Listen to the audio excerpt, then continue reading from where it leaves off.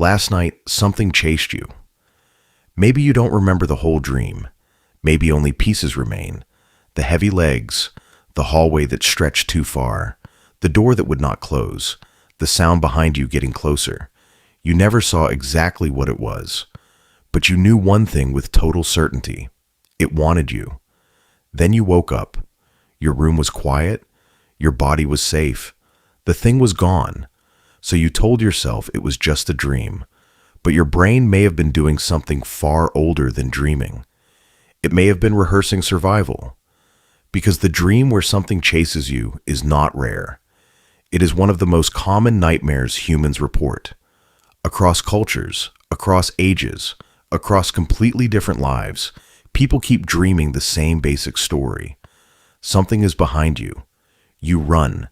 You cannot move fast enough, and escape feels impossible. The strange part is not that we dream this. The strange part is that we all seem to understand it immediately. No one has to explain the fear. No one has to explain the urgency. Somewhere deep in the nervous system, the body already knows what this dream means. You are being hunted. And for most of human history, that was not a metaphor.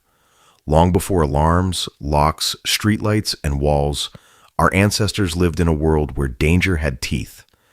Humans shared landscapes with predators that were faster, stronger, quieter, and better adapted to the dark. A rustle in the grass could matter. A shadow at the edge of the firelight could matter. A sound behind you could be the difference between surviving the night and disappearing into it. In that world, hesitation was costly. The body had to react before the mind had time to explain. This is where the chase dream becomes interesting. Some researchers have suggested that dreams may help the brain simulate threats. In other words, sleep does not only restore the body, it may also give the nervous system a place to practice danger without facing the real thing.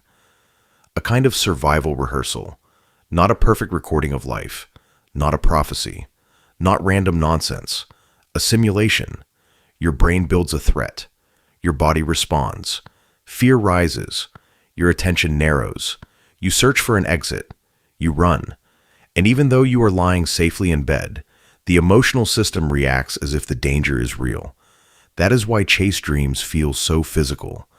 Your heart pounds. Your breath changes. Your body wakes up carrying the fear with it, as if some part of you still believes the dream followed you out of sleep. Because to the oldest parts of the brain, fear is not imaginary just because the situation is. During vivid dreaming, especially in REM sleep, the emotional centers of the brain can become highly active. At the same time, the parts of the brain responsible for logic and reality checking are not working in the same way they do when you are awake.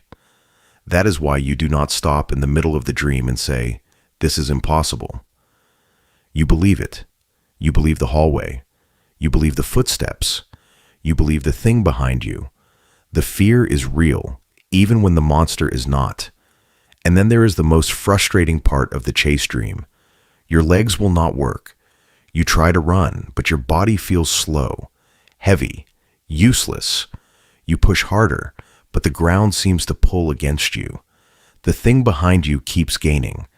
This detail may have a biological explanation. When you dream, your brain keeps your body mostly still so you do not act out what is happening in your mind. Your muscles are temporarily disconnected from the dream's commands. You are safe because you cannot move. But inside the dream, that safety mechanism can become part of the nightmare. The sleeping body cannot run, so the dreaming mind turns that into a story. My legs are failing. I am too slow. I cannot escape. The paralysis that protects you becomes the terror that traps you.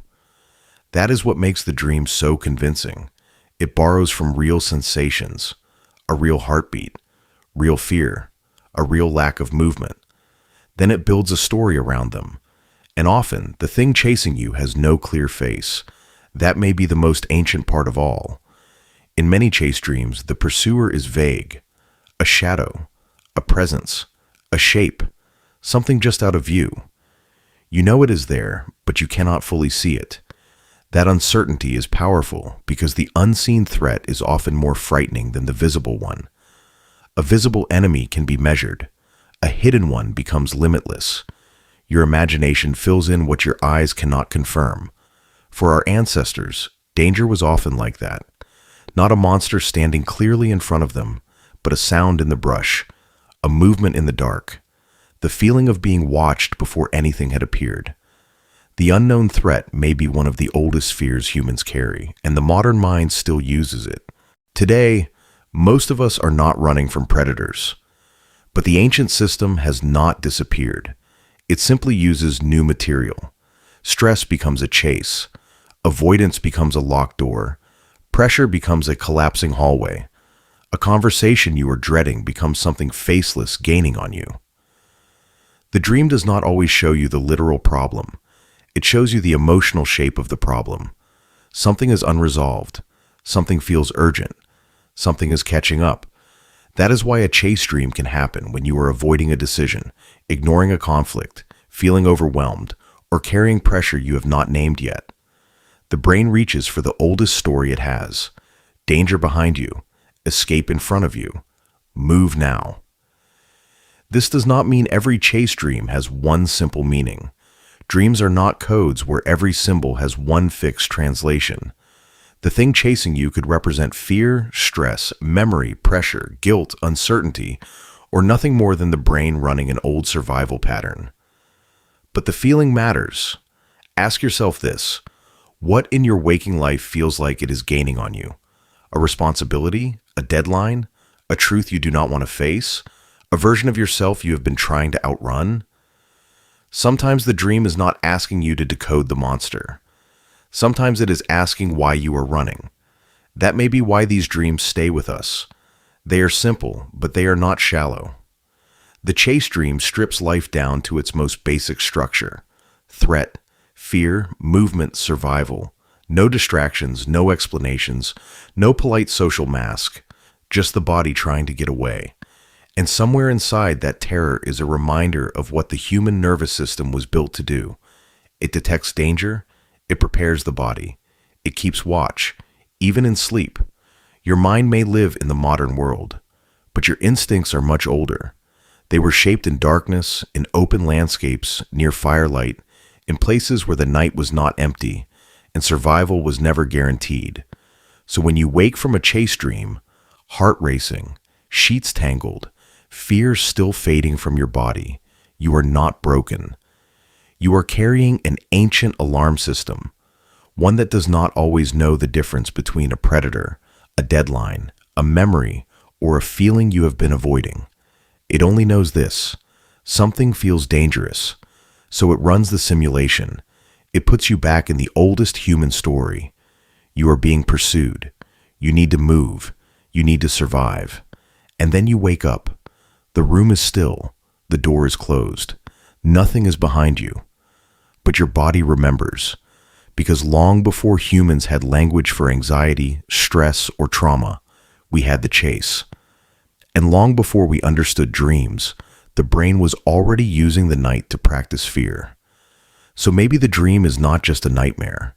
Maybe it is an echo, a memory older than you, older than your name, older than the world you woke up in. Last night, something chased you, and your ancient brain made sure you knew how to run. Your brain didn't choose any of this. It just survived long enough to hand it down to you. That's the story this channel tells again and again. Not because you're broken, because you're ancient. If that means something to you, stay. Subscribe. There's a lot more buried in that ancient brain of yours. See you in the next one.